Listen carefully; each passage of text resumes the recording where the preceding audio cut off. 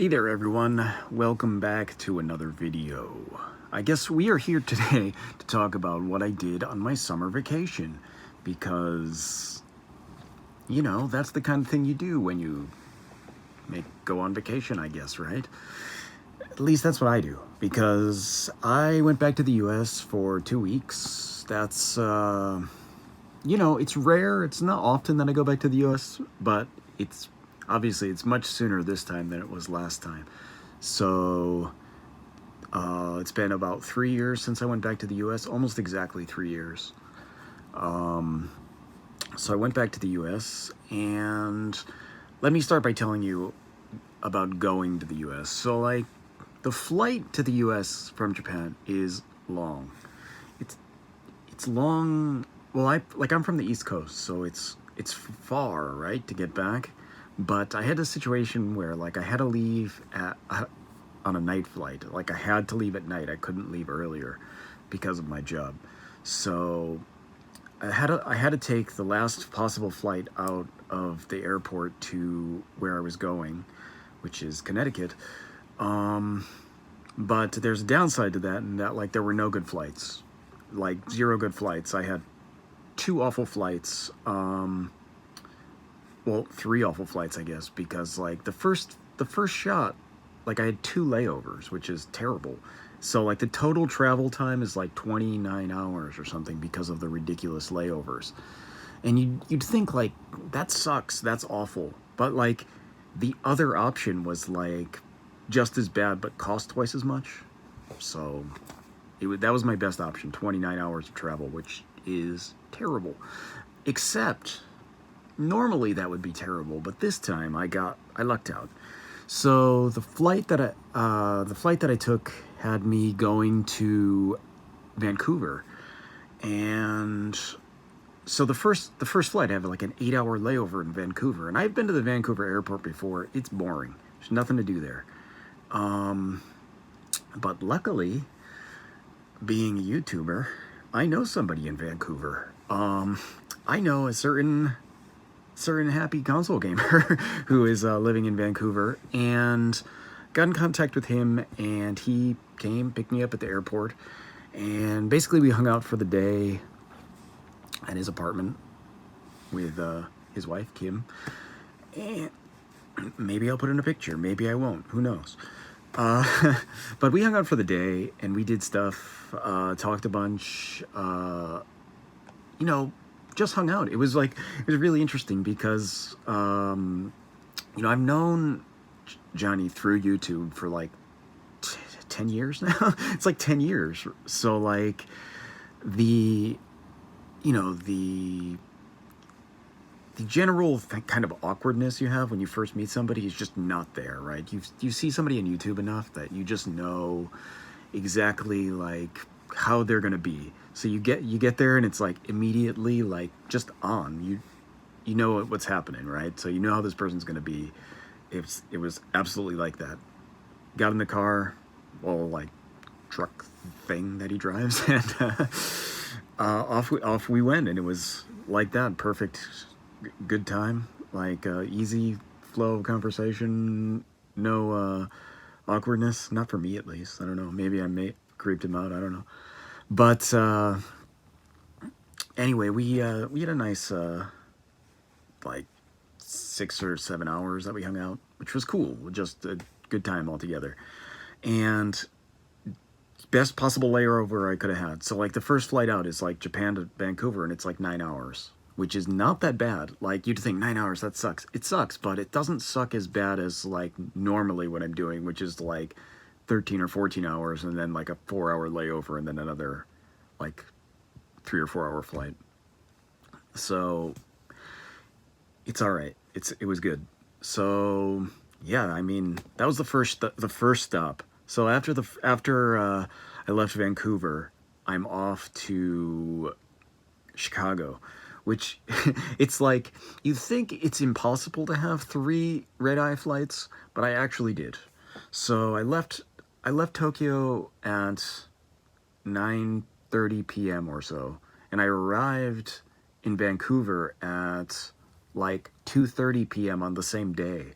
So like I traveled back in time. I arrived like 8 hours before I left or something. Like it was something ridiculous. And then like so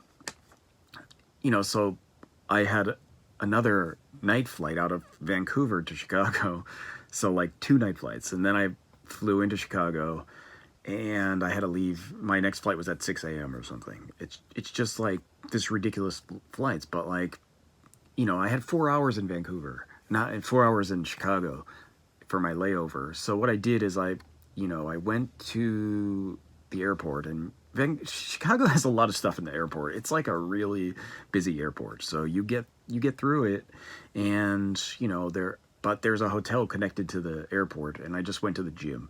So I hung out at the gym for an hour, and like a really funny thing happened at the gym actually, because like I went there like right when they opened, and I'm like standing outside waiting for them to open, and like the tired looking receptionist shows up at like 5 a.m. or whatever, and she's like I'm like apologetic, because like you don't want to be that guy that's like waiting outside for them to open. Like that's you don't want to be that guy, but I just happened to be that guy because I didn't know what time they opened.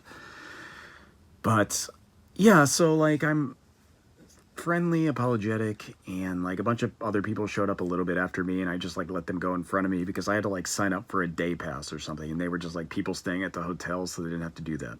So just like, yeah, just go ahead, it's fine. I gotta sign up for stuff. And like the lady was fine, and she's looking for like the sign up form for a day pass, and you just like absolutely can't find it, and it's like too early, and she looks like too tired to be dealing with me, and she just like, you know what, don't worry about it, free.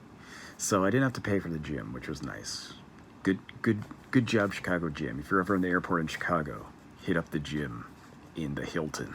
But yeah, so after that I flew in, got back to Connecticut. I'm like 7 minutes into this video. I haven't even got past the first day.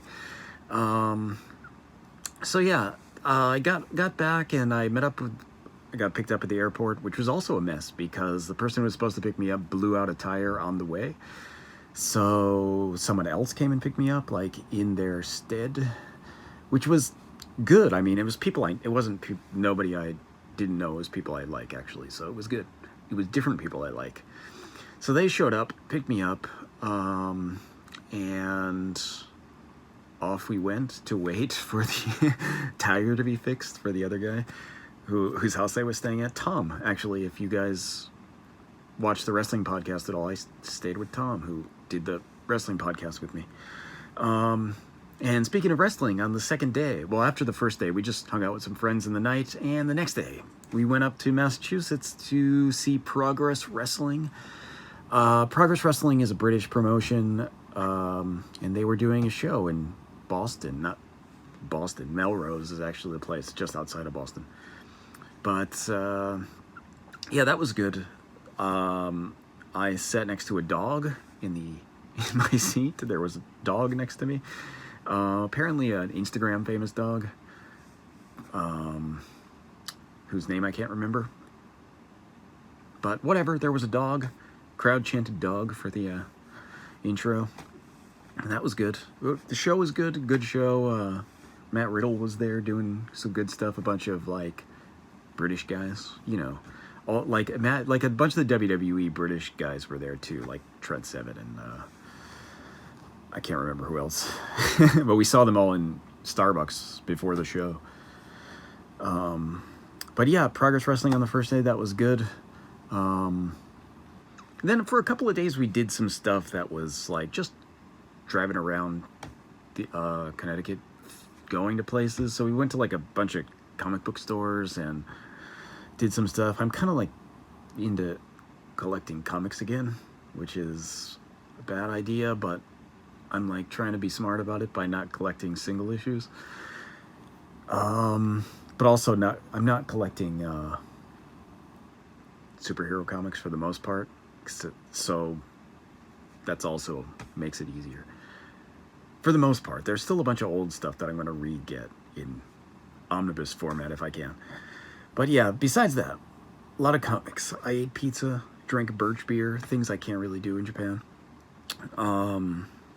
I eventually I visited the P.T. Barnum Museum. It's in Connecticut, and the P.T. Barnum Museum is this awesome building that it's like 4 floors of like P.T. Barnum stuff. So it's like got all these circus memorabilia and stuff. But I couldn't see any of that because the building was damaged by a tornado in 2012, and they haven't fixed it yet. Whatever, they don't have the funds to fix it, or it's just taking forever. I don't know. It's a state thing. But they have like a sub building, like a side building that's connected to the building. That's kind of like a new area, and it's got like a small museum with stuff in it. So we did go to see the P.T. Barnum Museum that's in the current state. Not the grand P.T. Barnum Museum that I could have been seeing, though, which is too bad because there was a lot of cool stuff at the Barnum Museum. Even though it was like small, it was free also, so it doesn't really. I can't really complain. It didn't pay anything. So after that, we decided, well, let's go check out the gravesite of P.T. Barnum because that's the kind of person I am. So we went to a graveyard that was nearby and found the gigantic grave of P.T. Barnum and also the grave of Tom Thumb, which is like close by, but the Tom Thumb one has like a giant pillar with a life-size statue of Tom Thumb on top of it. So that's cool. That was interesting, at least. What else did I do? I went to the Puppetry Museum at the University of Connecticut, which is where I graduated college, actually. But the Puppetry Museum had 2 things going on there. Frank Ballard puppets from the 80s, which is like, they're trying to think of this, if anyone would remember any of these. There's like a puppet show of like Fairy Tales puppet show, Frank Ballard something, I don't remember, but it's got like like Hansel and Gretel and stuff like that in as puppets, and they were all there in the museum. So like it was kind of cool to see those. There was a bunch of cool puppets there, and then there was like another section of puppets which for something called Jack's Big Music Show, which was on Nickelodeon, but like maybe in like 2012 or so, and it's like a kid show. So like I was not in the country, and I also am not a small child. So if any of you have a small children, you might know what it is because they might have watched it.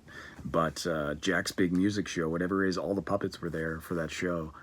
And they had like a thing where you could try out doing television hand puppets to like, like there was a screen and a camera set up so you could like look at the big screen while you were doing the puppet thing. So you could crop yourself out and kind of like put your hand over like this and imagine I'm not behind you, and like you'd have a puppet on.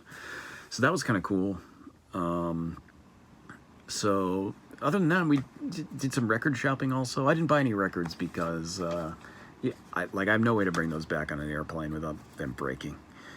But yeah, record shopping was all right. I still like going to record shops. I used to be a vinyl collector, and like one of the many things I had to stop collecting when I moved to Japan was vinyl because it takes up a lot of space, and I've got not a lot of space, but a lot of games and books already. So, there's a limited amount of shelves I can have. So yeah, vinyl shops. We went to a couple. There was one called Willimantic Records that we often go to, where it's a really good shop, but like it's moved to a new location. That's strange. The other location was strange. Willimantic Records if you're ever in Connecticut and Willimantic, check out Willimantic Records. It's got good stuff. Dude was a kind of a punk guy who I've seen his band play back in the day.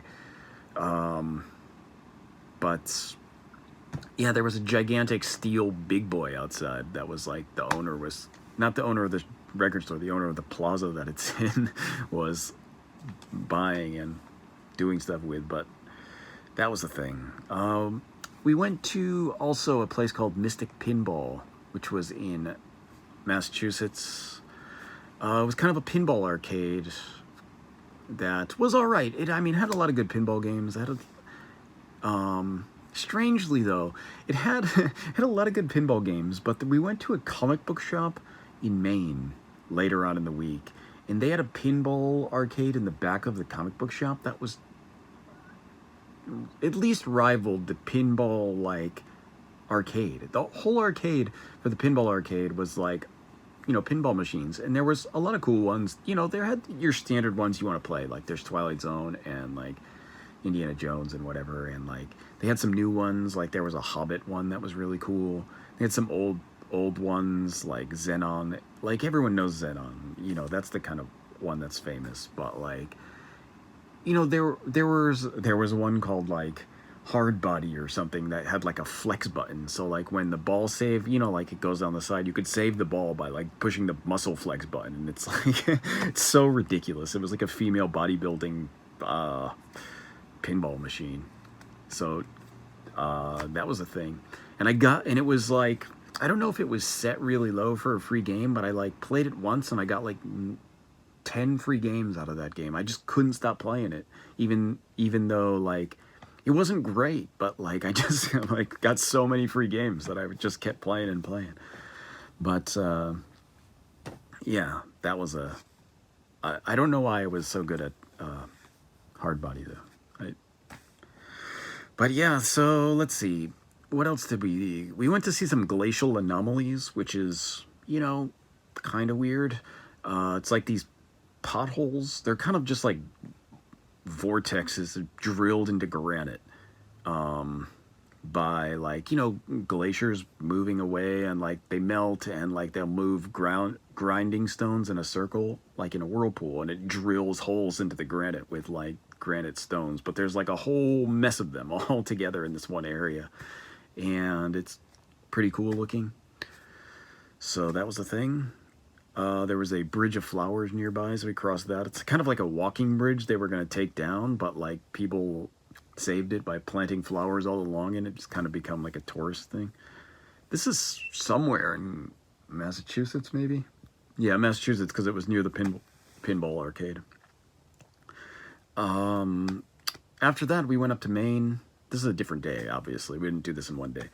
But I did go up to Maine, up to Portland, Maine. We went to Portland, Maine to do a few things, most of which we couldn't do. So we went to Portland, Maine to go to the Cryptozoology Museum. And we went to go to this place called the Green Hand Books, which is supposed to be this like spectacular bookstore for horror books. We went there first, and it was closed on the day we went up there. So bad. That sucked, because we drove like, you know, 4.5 hours or something up to Portland, Maine from Connecticut, and the store was closed. But we did go to the Cryptozoology Museum, and that was good. Lots of Bigfoot stuff and like some kind of weird other monsters. Like nothing, obviously no real ones because they don't exist. But like, there was a lot of weird stuff in the Cryptozoology Museum. Lots of like Bigfoot casts and like, you know, like Bigfoots in popular culture and other types of monsters too. So there was like, you know, your like kind of Montauk Monster and Jersey Devil and things like that, like Mothman, and just like depictions of them, obviously, because like, you know, there aren't any real ones. But so you'll see things like that where it's just like kind of all types of weird stuff in there. So that was good. And you know, so I also went to a couple of comic book shops up in Maine, and that was where we found that pinball arcade. And the pinball, let me tell you about the pinball arcade at this it's just like a bunch of pinball machines in the back of the comic book shop, but like they had all the best ones. It was like they had there's a pinball machine I really like called Dr. Dude, and that one was there. They had like Friday the 13th, not Friday the 13th, Nightmare on Elm Street. Also they had Xenon and Twilight Zone, and they had there was like a Roadwork one. I think it's like got 2 dummy heads inside that I used to play a bunch as a kid. There was the Super Mario pinball. They had everything. They had all the good stuff. So like the number of good pinball machines that play, though it had less total, the number of good ones that like I totally wanted to play, all were at that comic book shop. It was uncanny. So yeah, that was good. On the way back, we went to another shop in New Hampshire, a record shop that we had found. Like a friend of ours said, "Oh yeah, there's this comic book shop that's in New Hampshire on the way back. You should stop there." So we stopped there, and the comic shop was like, but like across the street was this record store that was awesome. Like it's just such a good shop. It had like all, like it was well organized and clean, and it had like all these good records. So like, had I been buying records, I would have been really happy because I would have bought a bunch of stuff. I just saw a bunch of stuff that I thought like I would totally buy this if I had space or could bring it back with me. But yeah, so I'm trying to think of other stuff I did. We went to America's Stonehenge in New Hampshire. Now, like America's Stonehenge, it's not really, it's like a bunch of rocks kind of piled together. It's like the kind of thing like a colonial farmer would do if they had too much time, but they want to like attribute it to like Phoenicians or like Irish monks or something. It's like all this weird stuff, and there's like a weird rock that they think is like a sacrificial table or something, and yeah, probably just it's their explanations for it are not convincing. But it was a thing. They had alpacas there, so that was kind of cool. Trying to think of some other stuff. We went to a grist mill in Rhode Island that's been grinding corn and wheat and stuff since 1886 in the same way. So like they have these gigantic stone grist mills, and we took a tour of the grist mill, and it's like you think that's like huge, but like it's just like a one room thing. You just here's our grinding stone, here's corn going in. But like it was interesting, it was cool. We went there because like Rhode Island has a thing called Johnny Cakes, which is like this kind of cornmeal cake thing that is like one of Rhode Island's signature foods. And if this grist mill makes like the kind of white cornmeal that is like the traditional way to make Johnny Cakes, is with this like special type of corn that's like not really grown that much anymore. White flint corn, I think it's called. It's not. So I went there and bought a box of that of white flint cornmeal because that's what you do. You gotta if you're gonna have Johnny Cakes, you gotta represent with the true Johnny Cake representation. So after that, we went to a used bookstore that was in between our location and our next location. That was really good. It was like this little bookshop that was like this kind of shop that it was like this, like a literary used bookshop, right? And you go there and you think it's gonna be just like full of stuff you don't want, full of stuff like people vacationing at the beach would buy. But like we went there and they had a horror section that had all these gems in it, so it was just like, wow, holy shit.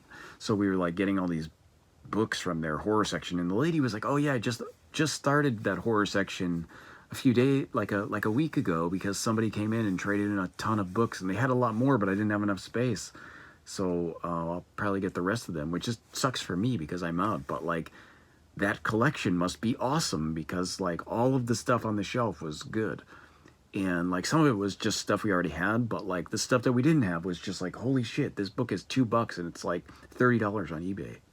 Yoink. So we got a bunch of that stuff like that from that shop, which was great. If only we could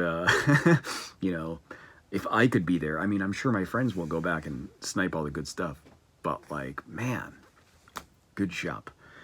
But after that, we went to an island off the coast of Connecticut to see the severed arm of Saint Edmund, and it's in this church that's kind of like on an island that, you know, like a robber baron gifted this island to the church. Um, and this island, it's like this really nice island that's like it's connected by a causeway, so like you can drive out there. But like it's got, you know, this big church, and it's got like this, and they've like have changed it to like this kind of treatment center for like, you know, drug addicts and stuff. But like it's also a church. I mean, it's a church, but they have like a treatment program at the church also. And you know, it's like in this rich hoity-toity part of Connecticut, and like all of those people hate it because, like, you know, that kind of stuff is not, they don't want they don't want the lower types of people in their like $1 million mystic seaside house or whatever. So it's kind of, it's funny to me that it's there. But like it was really nice. We went out there, and then like the church is really nice, and they have a mummified severed arm of a saint that on display. So I got to see that. I went to a place called Wild Bill's also after that. Wild Bill's is this like legendary kind of junk shop in Connecticut that is like really recognizable because it's got like all these bizarre statues out front, and it's got like a fun house in the back of it, like it looks like a carnival has come to town, but it's just like this really bad junk shop that is really recognizable. But we went there, and apparently the guy, Wild Bill, had died, and his kids were like kind of running it or whatever. Somebody was running it, but not anymore. Like on the day we went, they announced that they were closing by the end of the year. So rest in peace, Wild Bills. But like they did have like a bunch of stuff that was there, like zombie Michael Jordan. So that was cool. But you know, that's the last time I can go to Wild Bills. Not that I ever bought anything there. And like usually it's like way overpriced junk, but this time it was like all of the stuff that anybody might want to have bought has already been bought, and they're not buying any new stuff, they're not restocking, and they're just like going out of business. So it's kind of worthless to go now unless you just want to see the site of it, which is, you know, understandable. But yeah, I met up with a bunch of people, met up with some friends, did some stuff, did some weird stuff. That's the gist of it, though. I met up with a lot of friends, hung out with people, got a physical copy of my book that's over there. Buy my book, you fucks. No, I'm just just kidding. I will put a link to buy my book in the whatever it is, the box below, the box, the towel section, if you will. I don't know what it's called, but yeah, I will do that. So that was my trip. That was my massive trip abroad. I might even come back next year for Necronomicon in Providence. So if anyone's going to go to Necronomicon, hit me up, because I might be there. I might be on a panel. Think about that. Yeah, so that's about it. I will catch you guys next time. See you later.